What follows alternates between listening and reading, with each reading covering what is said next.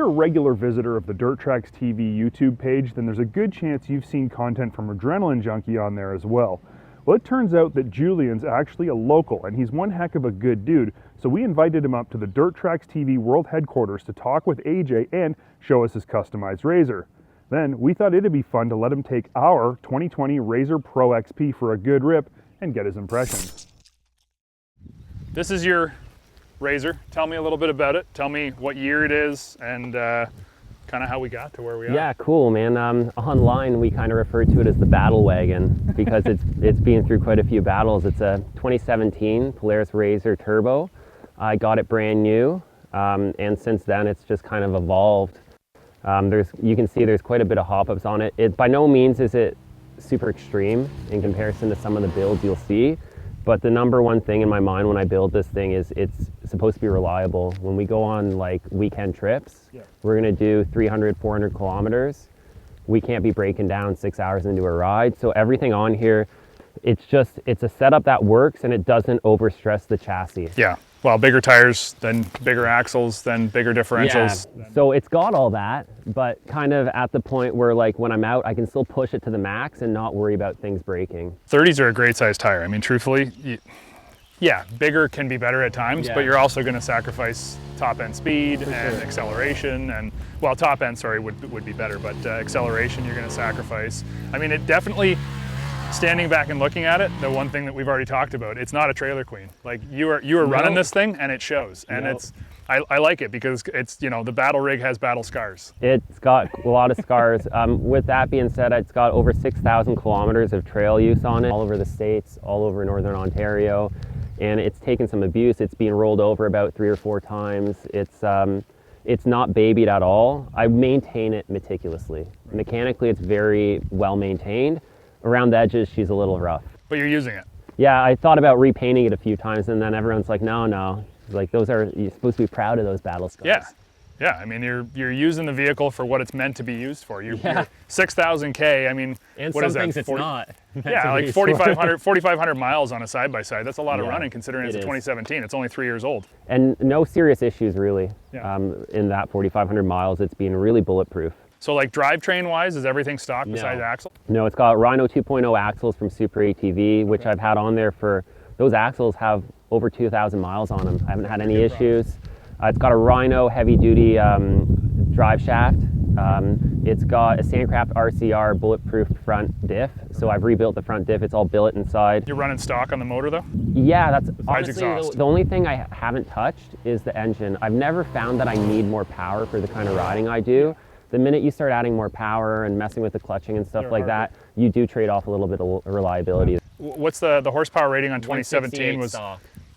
That's a lot of power. Yeah. Like we always talk about more power and how we love more power and, you know, anything bigger is better. But truthfully, I am a believer that at the 150 plus horsepower range and side-by-sides, we've all got more than enough. I think it's like anything. You have to build it for the purpose you're going to use it for. 168's more than enough for me. It's got more than enough power to get me into trouble. So I'm happy with it. There's not much I would change. But we're more into technical trail riding, hill climbs, you know, rock crawling, stuff like that. So that's what it's set up for. It weighs 2,200 pounds. The radius rods in the rear are all heavy duty from Super ATV. I've got chromoly front A-arms. There's a lot of upgraded components on it, so that all adds weight, right? So like, it doesn't handle necessarily the same way as it did stock. Maybe I can't air it out as hard as I did stock. That's not to say like it'll still air out. It'll still do all that stuff, right? I mean, I've got the clutching stock on it still too. Minus, I have an upgraded secondary spring just to drop, make it a harder downshift.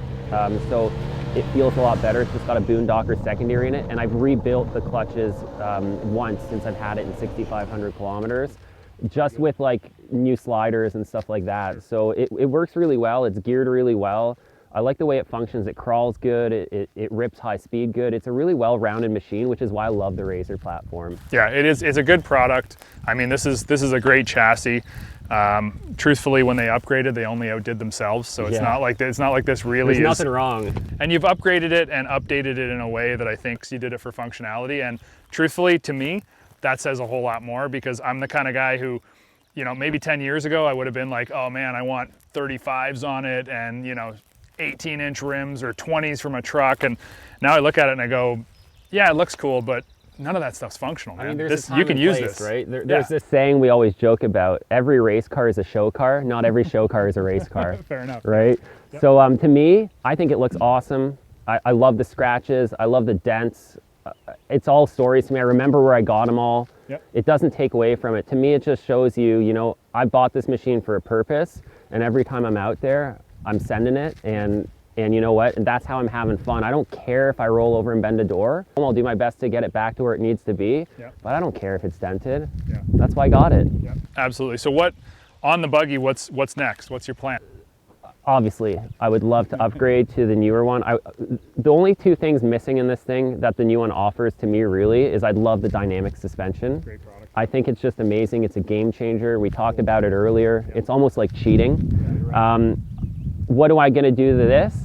There's only two real big things left on my list that I really need to do. I want to put some helper springs on it, because the helper springs that come from the factory, I mean, putting them off, it could add a lot of ride quality. In Tennessee or West Virginia, I removed my front sway bar, and you get a lot of clanking off the front shocks unloading. So I'm going to put some limit straps on there just to protect the front suspension. Aside from that, I'd love to slap a set of 32s on it for maybe my trail tires. But besides that, I feel mechanically the machine is kind of like at a sweet spot. I just need to kind of keep it reliable in the way it is right now. Keep it doing what it's been doing. Yeah, it works really, really well. There hasn't been a place where it's let me down, or there hasn't really been a place I can't go. When it comes to tire size, when it comes to engine horsepower, when it comes to any of those things, there's give and take for every upgrade that you do. Like, you go bigger on tires and there is something else that will, it's just that trickle down effect. You know, you increase something, whether it's horsepower or wheel size or whatever, you then download that stress somewhere else on the chassis. So I mean, if it's working well for you, that's cool. Yeah, I feel like you're kind of in my head, because anyone that watches my YouTube videos, like, I've said exactly that. I always tell people, the minute you upgrade an axle, you move the weakest link. That axle takes strain off the rest of the drivetrain. The minute you upgrade your prop shaft, stuff like that, now you're sending that energy to the tranny, right? You put bigger tires on, that's more weight, more unsprung weight on all your suspension components. Nobody, you know what, it's funny, in off-road, nobody understands unsprung weight. They just don't talk about it. And when we look at some of these guys running 35s, like a 35 LT truck tire, I'm like, do you guys realize what that tire weighs? They're like, yeah, but it's awesome. I'm like, the reason you're bending A-arms every weekend is because you've got like a 170-pound tire, you know, rotating outside of the suspension. That is a massive force going back into that chassis. But what they're attached to isn't unbreakable. Yep. Okay, so I think now maybe we should go out and, not maybe, I think we're gonna go out for a ride. We got sick of talking. Yeah, we got a couple of cool spots.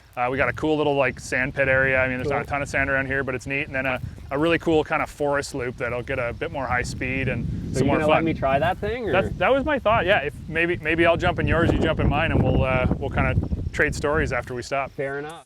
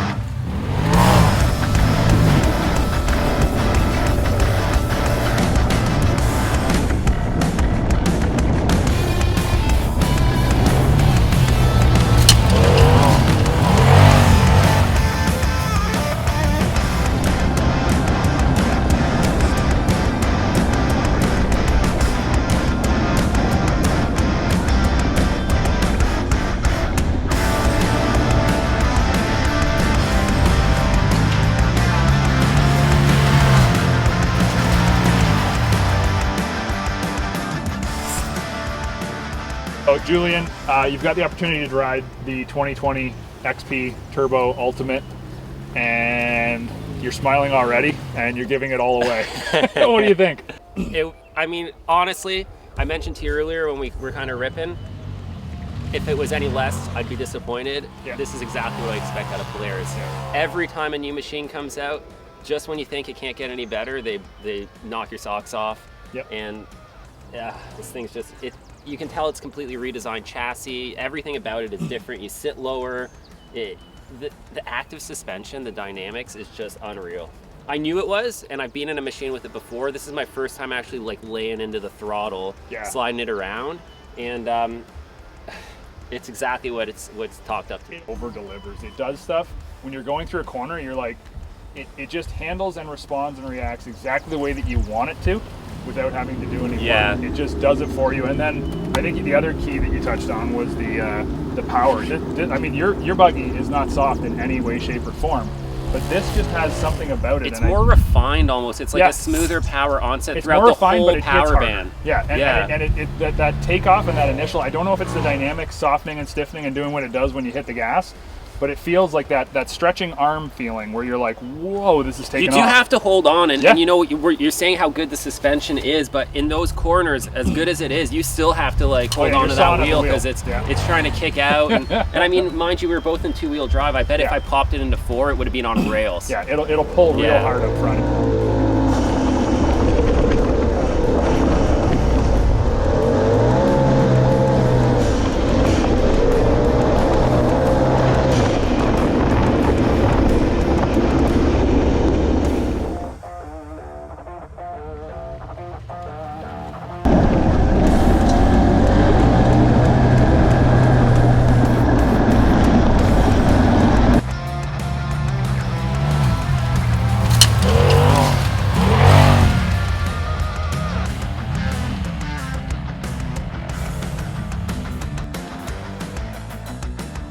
So Julian, thanks so much for coming out and riding with us. This has been an awesome day. We've had a great time.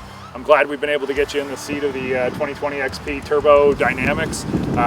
And you know what? If you want to check out more of Julian's stuff, go on to YouTube at Adrenaline Junkie Pro. And you can also do that on Instagram as well as Facebook, and check out all the cool stuff he's doing, because he's got a wicked page and he's got awesome content. And yeah, we like him, he likes us. Let's do this again. Yeah, thanks a lot, guys. It's been a blast riding with you. I've been watching your channel for years. I've been watching you on TV. It was an honor to come out here with you. Thanks for letting me rip the new machine. Like you said, check out the channel for more content. And if you're watching this because I sent you here, then make sure you hit that subscribe button on the Dirt Trax channel as well, and check out all their awesome videos.